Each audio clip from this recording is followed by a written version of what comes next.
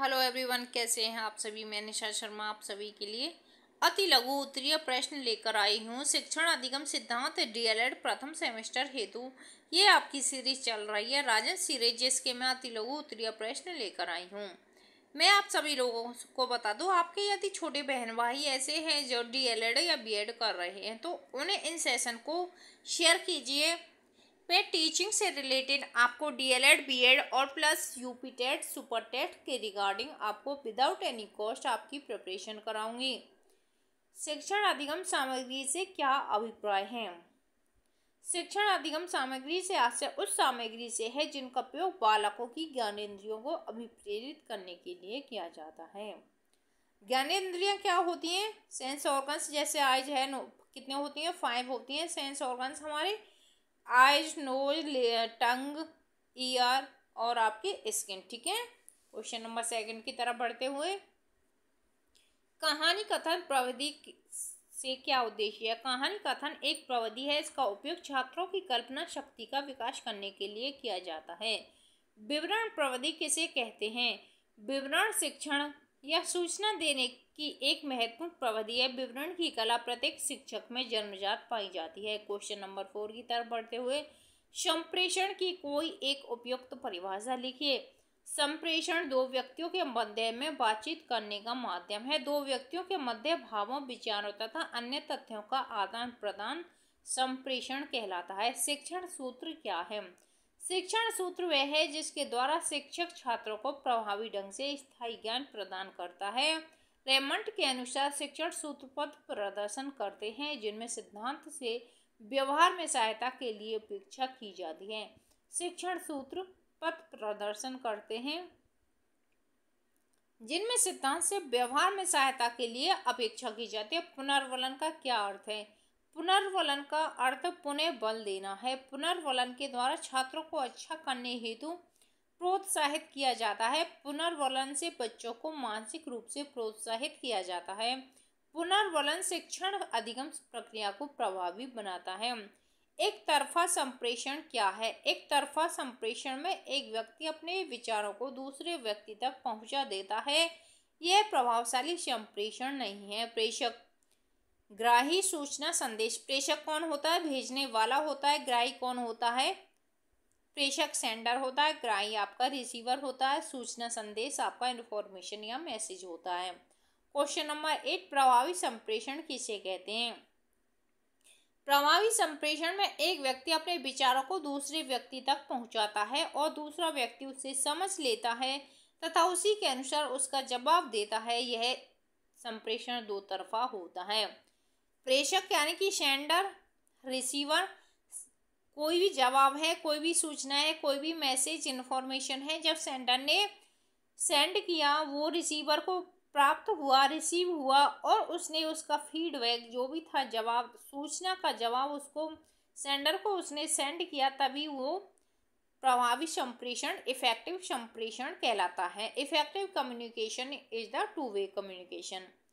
Question number 9, अपूर्ण संप्रेषण एक एवं प्रभावी संप्रेषण में अंतर बताइए। अपूर्ण संप्रेषण एक तरफा होता है जबकि प्रभावी संप्रेषण दो तरफा होता है। इसमें दोनों पक्ष सक्रिय होते हैं।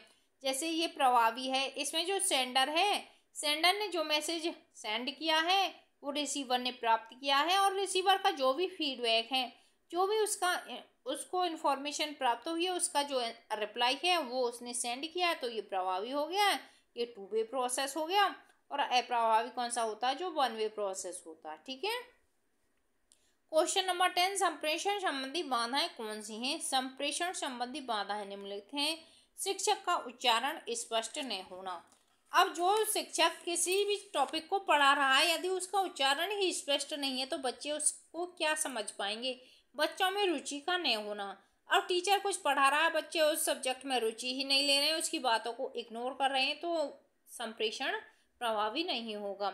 शिक्षक का हाव भाव स्पष्ट नहीं होना। अब पढ़ा रहे हो आप कुछ और देख रहे हो हाव भाव आपके कुछ और से, तो ये हमारी जो कम्युनिकेशन है इसमें डिफॉल्ट पैदा करते हैं।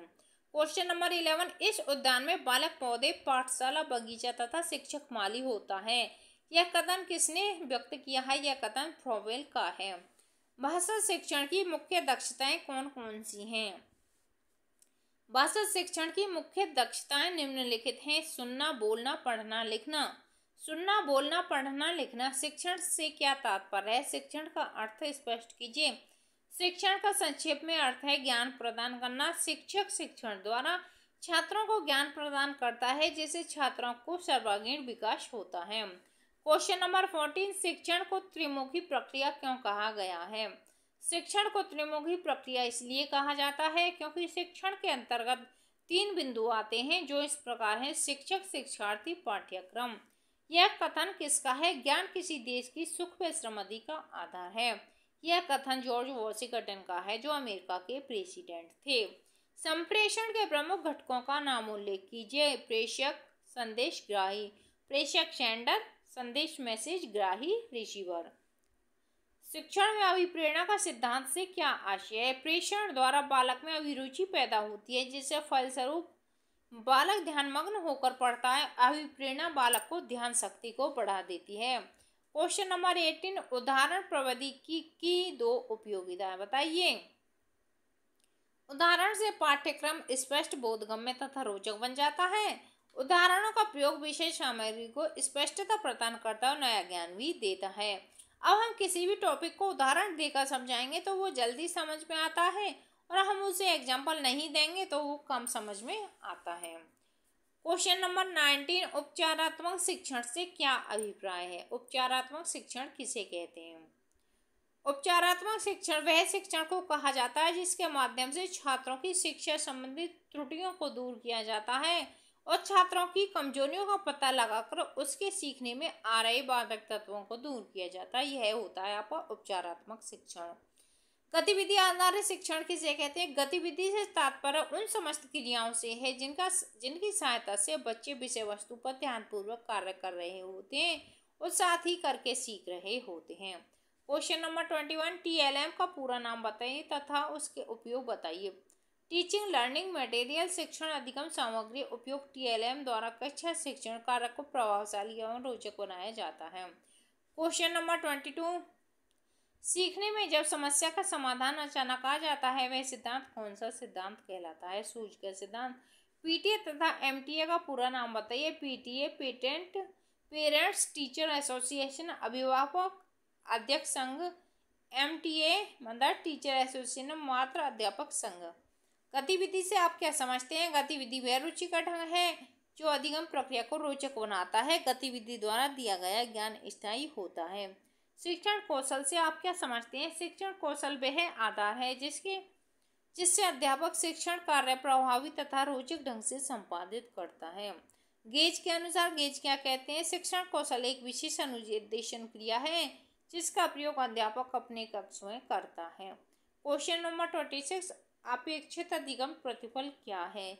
न्यूनतम अधिगम स्तर के अंतर्गत निर्धारित दक्षता की संप्राप्ति ही अपेक्षित अधिगम प्रतिफल कहलाती है। किन्हीं 4 शिक्षण प्रविधियों का नाम बताइए। प्रश्नोत्तर प्रविधि, गतिविधि प्रविधि, व्याख्यान प्रविधि या विवरण प्रविधि। क्वेश्चन नंबर 28 की तरफ बढ़ते हुए क्वेश्चन नंबर आपका 28, शिक्षण की किन्हीं 4 नवीन विधाओं के नाम बताइए। बाल केंद्रित शिक्षण है, उपचारात्मक शिक्षण है, दक्षता आधारित शिक्षण है, सहगामी शिक्षण है। TLM के लिए कितनी धनराशि देय होती है? TLM के लिए 500 रुपये की धनराशि देय होती है। क्वेश्चन नंबर 30, BRC का पूरा नाम क्या है? BRC का पूरा नाम है ब्लॉक संसाधन केंद्र। प्रयोग प्रदर्शन विधि मुख्य रूप से किस कार्य के लिए उपयोगी है? प्रयोग प्रदर्शन विधि मुख्यतः विज्ञान शिक्षण के लिए उपयोगी है। क्वेश्चन नंबर 32, बाल केंद्रित शिक्षण का क्या अर्थ है? बाल केंद्रित शिक्षा वह शिक्षा है जिसमें बालकों को केंद्र मानकर शिक्षण का कार्य किया जाता है। बाल केंद्रित शिक्षा शिक्षण की नवीन विधा है। क्वेश्चन नंबर 33, शिक्षण पद्धति के अंतर्गत डाल्टन योजना का प्रतिपादन किसने किया था? शिक्षण पद्धति के अंतर्गत डाल्टन योजना का प्रतिपादन हेलेन पार्कहर्स्ट के द्वारा किया गया था। इस शिक्षण पद्धति में प्रथम बार बच्चों को लिखकर समझाकर क्रिया में मांसपेशियों को संतुलन पर जोर दिया गया था। मॉन्टेसरी पद्धति में लेकर सीखने की क्रिया पर मॉन्टेसरी के संतुलन पर जोर दिया गया था। बहुकक्षा शिक्षण क्या है? जब शिक्षण कार्य कई कक्षाओं के बच्चों को एक साथ बिठाकर किया जाता है तो उसे बहुशिक्षण कहा कहलाता है। बहुकक्षा शिक्षण शिक्षण की नई विधा है।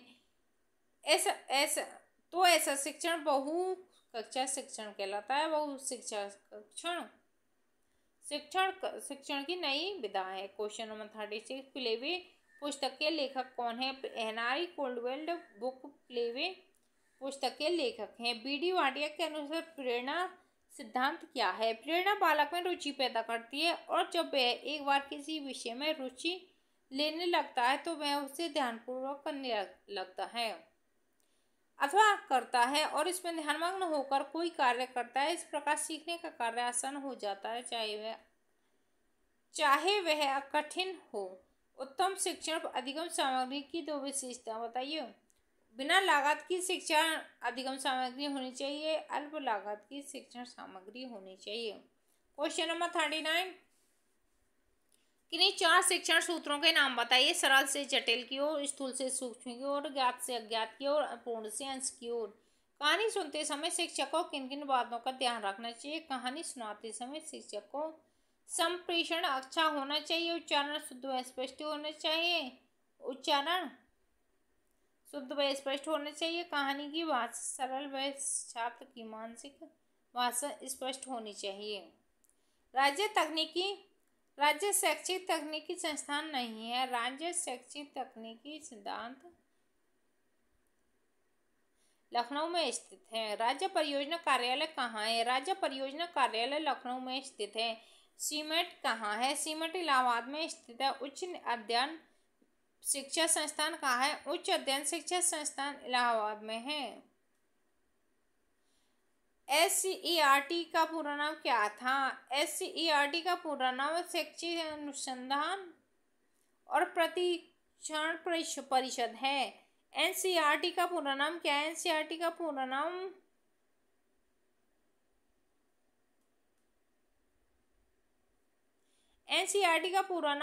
शैक्षिक अनुसंधान और प्रशिक्षण है।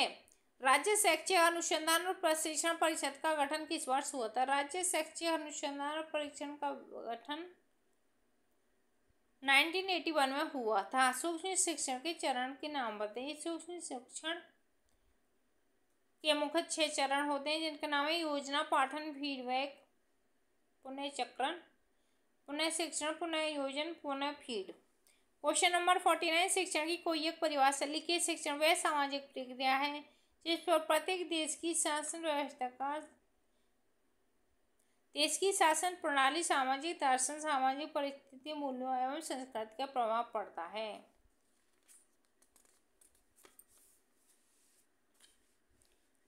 जिसमें जैसे शासन प्रणाली या सामाजिक तथा औद्योगिक परिस्थितियां होंगी वहीं उसी प्रकार की शिक्षण प्रक्रिया होगी। शिक्षण के कोई 2 उद्देश्य लिखिए। मानसिक क्षमता का विकास, क्रियाशीलता का विकास। डाइट का पूरा नाम क्या है? डाइट का पूरा नाम जिला शिक्षा एवं प्रशिक्षण संस्थान है।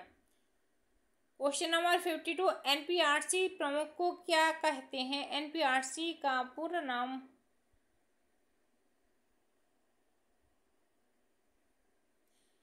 NPRC का पूरा नाम न्याय पंचायत संसाधन केंद्र है।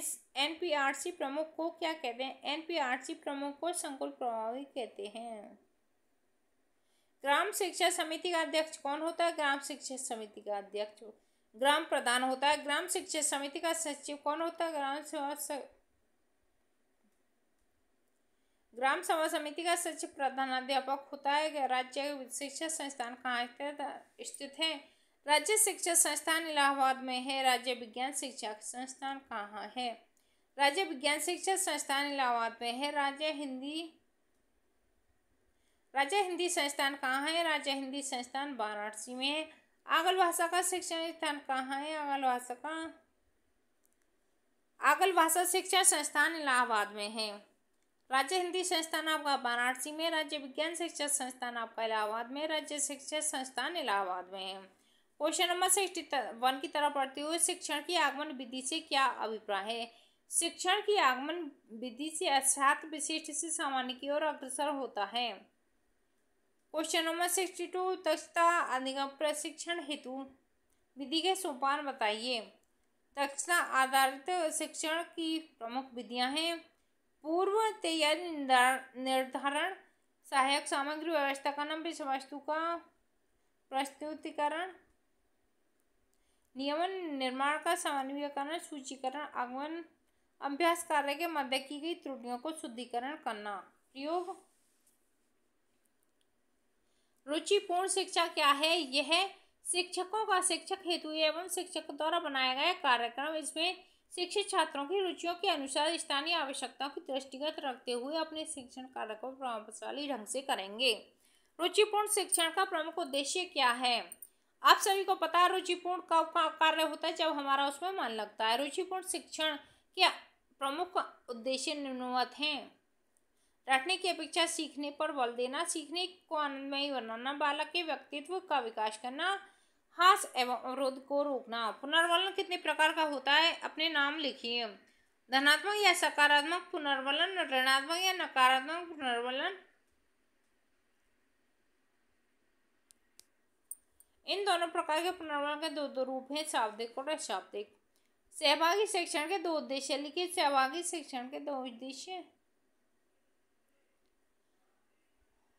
क्रियाशीलता के सिद्धांत का अर्थ है छात्र को स्वयं की क्रिया द्वारा ज्ञान जाना। क्वेश्चन नंबर 68, पाठ प्रस्तावना कौशल का क्या अभिप्राय है? पाठ प्रस्तावना कौशल का अभिप्राय, छात्र जो पूर्व ज्ञान रखते हैं उसी के आधार बनाकर नवीन जानकारी स्टार्ट पढ़ाई जाने लगती है। विषय वस्तु को उसके पूर्व ज्ञान के साथ जोड़ देना ही प्रस्तावना का प्रमुख कारण है। सूक्ष्म शिक्षण से क्या समझते हैं? एलन के अनुसार सूक्ष्म शिक्षण से तात्पर्य शिक्षण प्रक्रिया के उस लघु रूप से है जिसे थोड़े छात्रों वाली कक्षा के सामने अल्प समय से संपन्न किया जाता है। क्वेश्चन नंबर 70, पुनर्वलन कौशल से क्या अभिप्राय? ओलिवर के अनुसार पुनर्वलन का अभिप्राय वीडियो पुनर्वलन पर्यवेक्षक द्वारा हेतु दिए गए मौखिक पुनर्वलन से अधिक प्रभावशाली होती है। क्वेश्चन नंबर 71, शिक्षण की दो विशेषताएं लिखिए। शिक्षण सुनियोजित होना चाहिए, शिक्षण प्रजातंत्रीय होना चाहिए। शिक्षण के संज्ञानात्मक क्षेत्र का बालक की किन क्रियाओं से संबंध होता है? बालक का केंद्र, बालक का बोध। संप्रेषण से क्या अभिप्राय है? संप्रेषण एक ऐसी प्रक्रिया है जिसमें व्यक्ति अपने ज्ञान, हाव भाव, मुख मुद्रा तथा विचारों आदि का परस्पर प्रदान करते हैं तथा इस प्रकार से प्राप्त विचारों अथवा संदेशों को समान एवं सही अर्थों में समझने का तथा प्रेषण कार्य का उपयोग करते हैं। क्वेश्चन नंबर 74, व्यक्ति संप्रेषण के दो लाभ लिखिए। व्यक्ति संप्रेषण के दो लाभ हैं, ज्ञान प्राप्ति, उचित भाषा एवं उचित उच्चारण। शिक्षण के दो प्रमुख शिक्षण सूत्रों का उल्लेख कीजिए। सरल से कठिन की ओर, ज्ञात से अज्ञात की ओर। अज्ञात से अज्ञात की ओर शिक्षण सूत्र किस तथ्य पर आधारित है? मनोवैज्ञानिक तथ्य पर। विज्ञान शिक्षण में सर्वाधिक उपयोगी शिक्षण विधि कौन सी है और क्यों? उत्तर, प्रयोग प्रदर्शन और अनुसंधान विधि इसमें शिक्षण की सबसे अधिक प्रचलित विधि है। क्वेश्चन नंबर 78, निरीक्षण विधि की शिक्षण में क्या अभिप्राय है? यह एक मनोवैज्ञानिक विधि है, इसके प्रयोग से छात्रों की ज्ञानेंद्रियों का विकास हो जाता है। क्वेश्चन नंबर 79, अन्वेषण विधि का स्पष्ट कीजिए।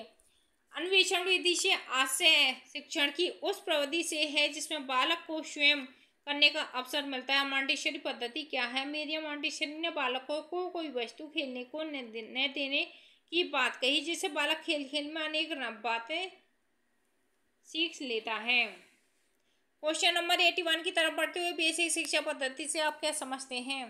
बेसिक शिक्षा पद्धति गांधी जी की देन है। उन्होंने इसे बुनियादी शिक्षा या का नाम दिया था। इस पद्धति में खेल के माध्यम से हस्तशिल्प शिक्षा को बढ़ावा देकर शिक्षा की जीविकोपार्जन में जोड़ने की कौशल विकसित करना है।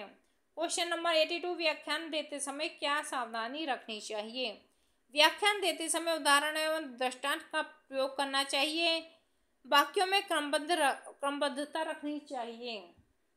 क्वेश्चन नंबर 83, सहभागी शिक्षण से क्या तात्पर्य है? जिस शिक्षण प्रक्रिया में छात्र का सहयोग प्राप्त करके उसे अनुभव कराया जाता है कि वह इस शिक्षण प्रक्रिया की बहुत सी चीजों में इसे ही देखते रहोगे तो तुम्हें क्या हो जाएगा।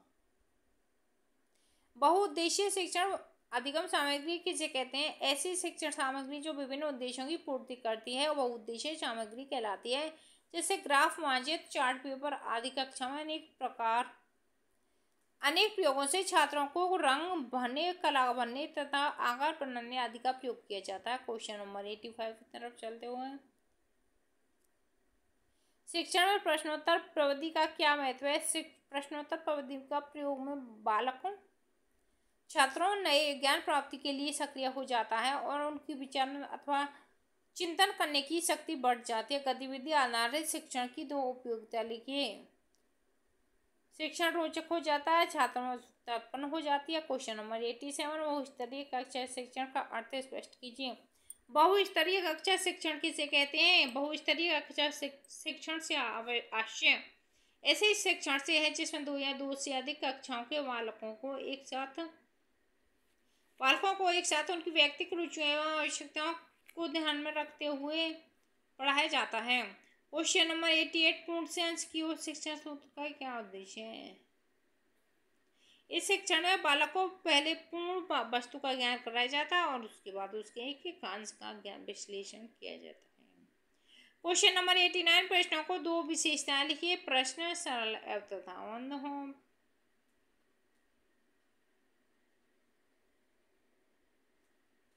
क्वेश्चन नंबर 89, प्रश्नों को दो विशेषताएं। प्रश्न सरल तथा स्पष्ट होने चाहिए। प्रश्न उत्पन्न करने वाले होने चाहिए।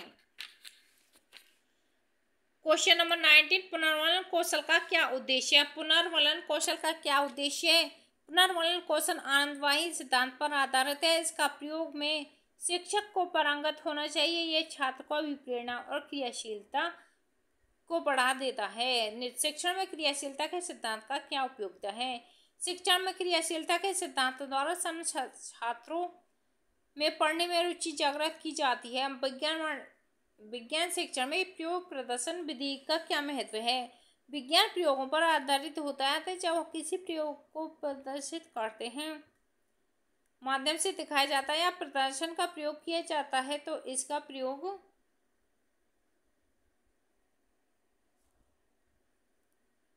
क्वेश्चन नंबर 93, अपेक्षित अधिगम स्तर से आप क्या समझते हैं? अपेक्षित अधिगम स्तर की संकल्पना बताइए। इस शब्द का संरचना से 3 शब्द हैं: अपेक्षित, अधिगम और स्तर। अपेक्षित से तात्पर्य से ज्ञात करना, अधिगम का अर्थ होता है सीखना, स्तर का अर्थ होता है उपलब्धि के स्तर को लगाया जाता है। क्वेश्चन नंबर 94 की तरफ बढ़ते हुए, उत्तम शिक्षण अधिगम की कोई दो विशेषताएं लिखिए। बिना लागत के प्राप्त सामग्री, विषयवार पाठ के अनुरूप के आयोजन। क्वेश्चन नंबर 95, शिक्षण में प्रेरणा के सिद्धांत का क्या अभिप्राय है? प्रेरणा के माध्यम से छात्रों में सीखने के लिए रुचि उत्पन्न की जाती है। जब छात्र शिक्षण में रुचि नहीं लेता तो उसे कोई भी नहीं सिखा सकता। बच्चे को अभिप्रेत करने के लिए उसकी जन्मजात रुचियों को जागृत लेना चाहिए। रुचि उत्पन्न होने पर उसकी ज्ञान ग्रहण कर शक्ति बढ़ जाती है। क्वेश्चन नंबर 96, मूर्त से अमूर्त शिक्षण के सूत्र से क्या आशय है? मूर्त से अमूर्त शिक्षण इस तथ्य पर जोर देता है कि सर्वप्रथम बच्चों को मूर्त न्यूटन वस्तुओं का ज्ञान कराना चाहिए, तत्पश्चात अमूर्त सूक्ष्म तथ्यों का ज्ञान कराना चाहिए। मूल वस्तुएं वे होती हैं जो दिखाई देती हैं, अमूल वस्तुएं वो होती हैं जो दिखाई नहीं देती हैं।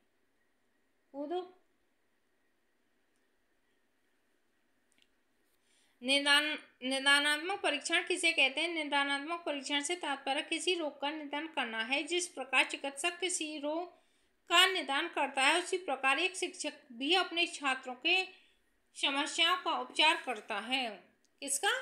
समस्या को उपचार करता है, उसकी विषयगत समस्या तथा अधिगम कमियों का निदान करता है। क्वेश्चन नंबर 98, बहुस्तरीय शिक्षण का क्या उद्देश्य है? बहुस्तरीय शिक्षण के उद्देश्य निम्नलिखित हैं। शिक्षा प्रक्रिया में सुचारू रूप से चलती है। विद्यालय में अनुशासन बनाए रखना, शैक्षिक संस्थाओं का समाधान करना, छात्रों में सृजनात्मक शक्ति का विकास करना, खेल पर आधारित किन्हीं दो शिक्षण पद्धतियों का उल्लेख कीजिए। किंडरगार्टन पद्धति, मॉन्टेसरी पद्धति।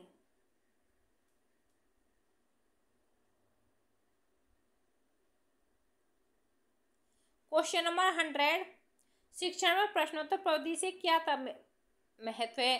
शिक्षण में प्रश्नोत्तर पद्धति का महत्व निम्नलिखित है। शिक्षण मूल्यांकन हेतु, नवीन ज्ञान का संबंधीकरण हेतु, जिज्ञासा हेतु, पाठ विस्तार हेतु, रुचि एवं एकाग्रता बनाए रखना। क्वेश्चन नंबर 101, शिक्षण में रुचि के सिद्धांत से क्या आशय है?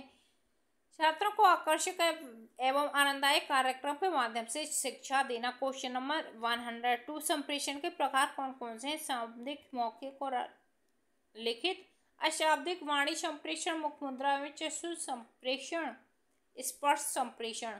क्वेश्चन नंबर 103, शिक्षण को परिभाषित कीजिए। B.F. स्किनर के अनुसार शिक्षण पुनर्वलन के आकस्मिक का क्रम है। क्वेश्चन नंबर 104, किन्हीं दो शिक्षण सिद्धांतों का उल्लेख कीजिए। क्रियाशीलता या करके सीखने का सिद्धांत है। इस सिद्धांत में सीखने के छात्र बिल्कुल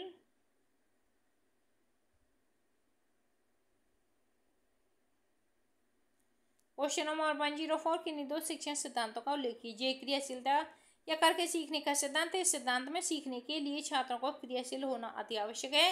रुचि का सिद्धांत, इस सिद्धांत के अनुसार शिक्षण कार्य करते समय शिक्षक को छात्र की रुचि का सर्वप्रथम पता लगाना चाहिए।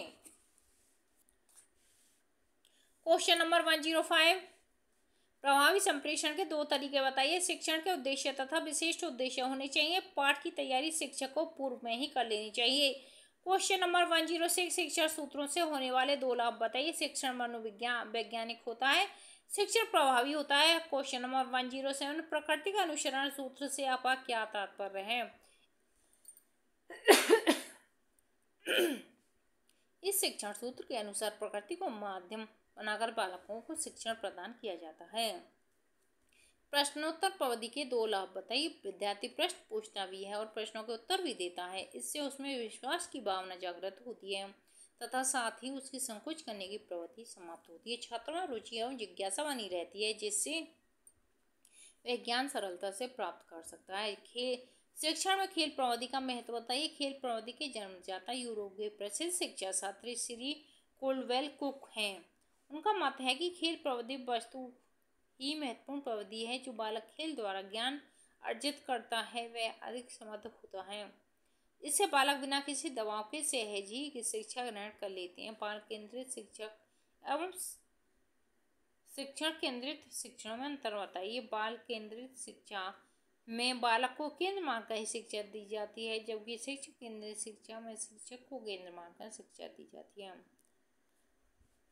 क्वेश्चन नंबर 101, निदानात्मक एवं उपचारात्मक शिक्षण से अंतर स्पष्ट की। निदानात्मक शिक्षण में छात्रों की समस्याओं का निदान किया जाता है।